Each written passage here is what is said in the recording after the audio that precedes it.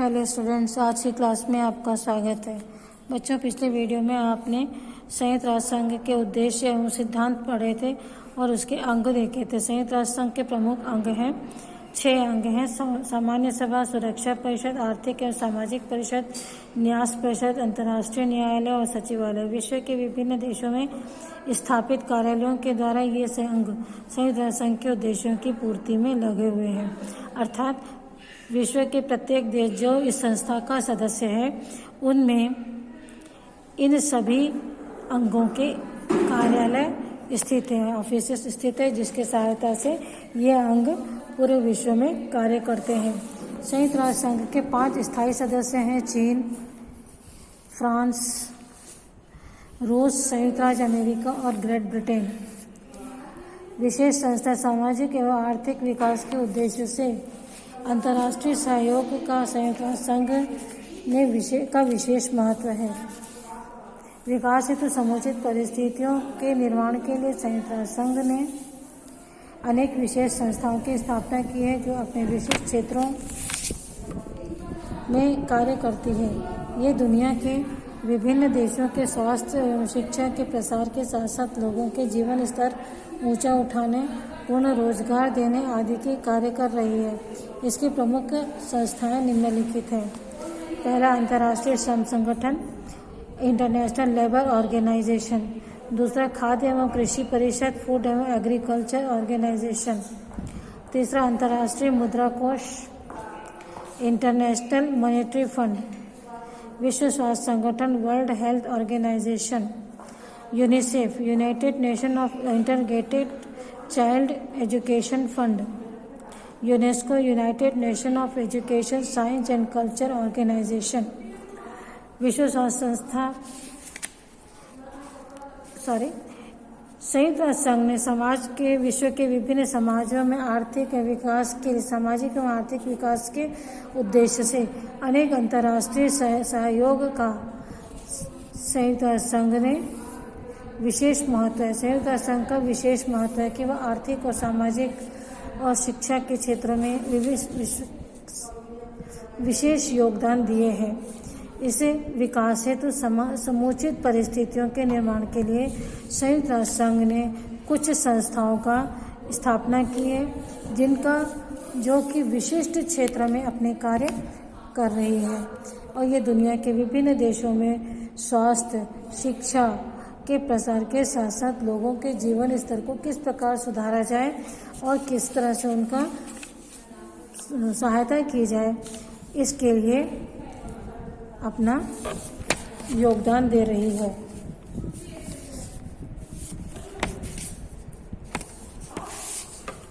पहला है, इसमें संयुक्त राष्ट्र संघ की जो संस्थाएं, इनमें पहली है अंतर्राष्ट्रीय श्रम संगठन, labour organisation, International Labour Organization, जो कि मजदूरों की समस्याओं से संबंधित संस्था है। श्रम, जितने भी श्रमिक हैं उन सबकी समस्याओं से संबंधित यह संस्था कार्य करती है। दूसरा, खाद्य और कृषि परिषद।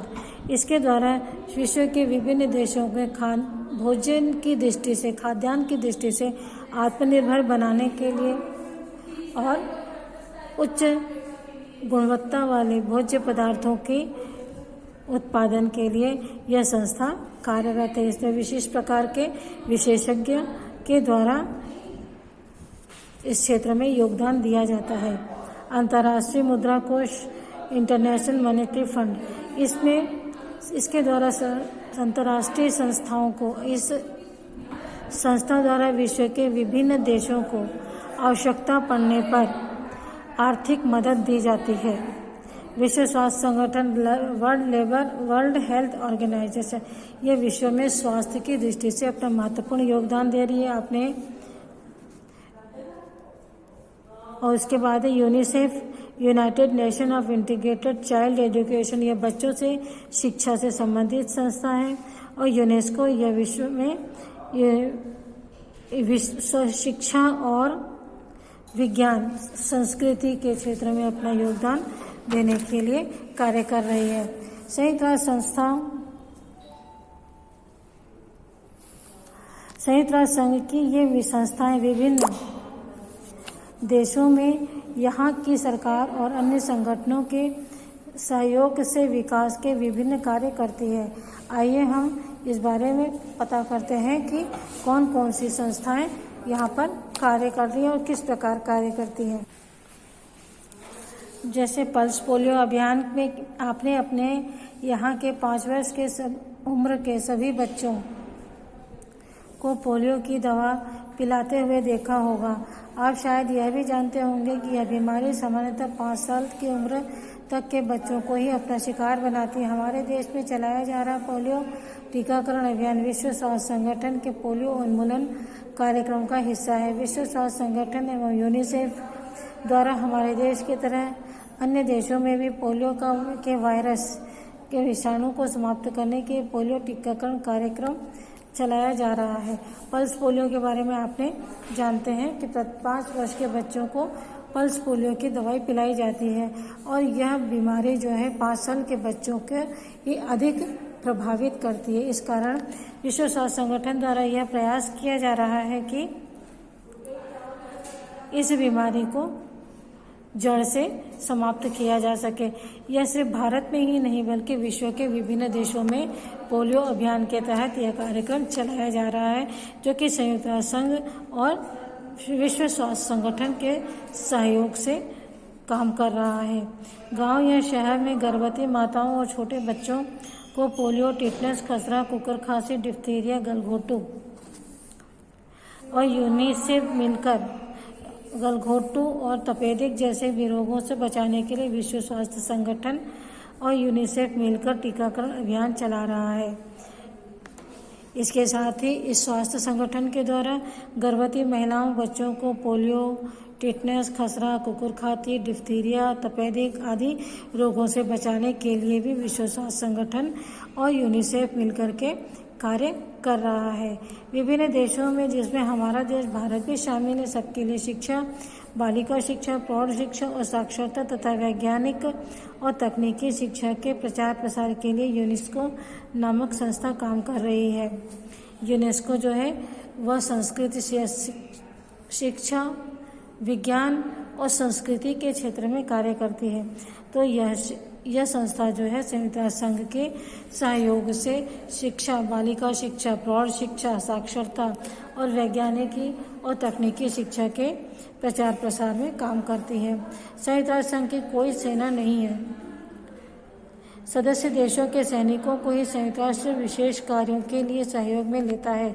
2 देशों में अथवा देश के भीतरी विवाद को शांतिपूर्ण ढंग से हल करने के लिए अंतर्राष्ट्रीय शांति सेना गठित की जाती है। जैसे अफगानिस्तान में शांति स्थापित करने के लिए भेजी गई शांति सेना में भारत के सैनिक भी शामिल थे। संयुक्त राष्ट्र संघ के पास कोई सेना नहीं है, लेकिन यदि आवश्यकता पड़ती है संयुक्त राष्ट्र संघ को अपने विशिष्ट कार्यों की पूर्ति के लिए, तो वह विभिन्न देशों के सैनिकों से इसमें मदद लेती है। जैसे 2 देशों के बीच विवाद हो रहा है, आंतरिक अशांति है, यदि किसी देश पर आक्रमण हुआ हो तो वहाँ पर यह संयुक्त राष्ट्र संघ की सेना शांति सेना के रूप में कार्य करती है और संभवतः यह कोशिश की जाती है कि किसी भी तरह से युद्धों की रोका जा सके या विवाद की परिस्थितियों को सुलझाया जा सके। तो संयुक्त राष्ट्र संस्था जो है इस प्रकार अपने पूरे कार्य को संपन्न कराती है। संयुक्त राष्ट्र संघ में भारत की क्या भूमिका रही थी, इसको देखते हैं। आज तक भूमिका कौन सी थी भारत की संयुक्त राष्ट्र संघ में?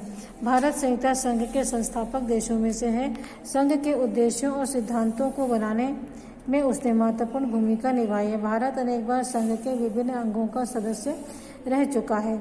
लोकतंत्र की बहाली, रंगभेद दूर करने, शांति व्यवस्था बनाने के लिए, सैन्य कार्यवाही के लिए भारत ने संयुक्त राष्ट्र संघ को सहयोग दिया है। क्योंकि भारत में कई सामाजिक एवं आर्थिक समस्याएं हैं, इसलिए भारत में संयुक्त राष्ट्र संघ के सभी एजेंसियां विविध कार्य कर रही हैं। ये हम ऊपर दिए गए उदाहरण से समझ चुके हैं। संयुक्त राष्ट्र संघ का भारत जो है शुरुआती सदस्य, जब 50 देशों के बीच में समझौता हुआ था शुरुआत में, उसी समय भारत इसका सदस्य बना था। संस्थापक देशों हैं उसमें भारत भी उसका सदस्य था, संस्थापक देशों में से था। संघ के उद्देश्यों और सिद्धांतों को पूरा करने के लिए भारत ने अपनी महत्वपूर्ण भूमिका निभाई है और अनेक बार भारत के लोगों ने इस अंग के सदस्य रह चुके हैं। इसके विभिन्न अंगों के सदस्य भी रह चुका है भारत। लेकिन लोकतंत्र की बहाली उन्होंने किस किस रूप में अपनी सहायता दी है? लोकतंत्र की बहाली, जहाँ लोकतंत्र स्थापित नहीं था, सैनिक शासन था, वहाँ पे लोकतंत्र स्थापित हो, ऐसे स्थानों पर उसने कार्य किया। रंग भेद दूर करने, गोरा और काले रंग भेद जो होता था करते थे लोग, उसमें उन्होंने अपने योगदान दिया। और किसी देश में शांति व्यवस्था स्थापित करने के लिए और सैन्य कार्यवाही के लिए भारत ने संयुक्त राष्ट्र संघ का सहयोग किया है।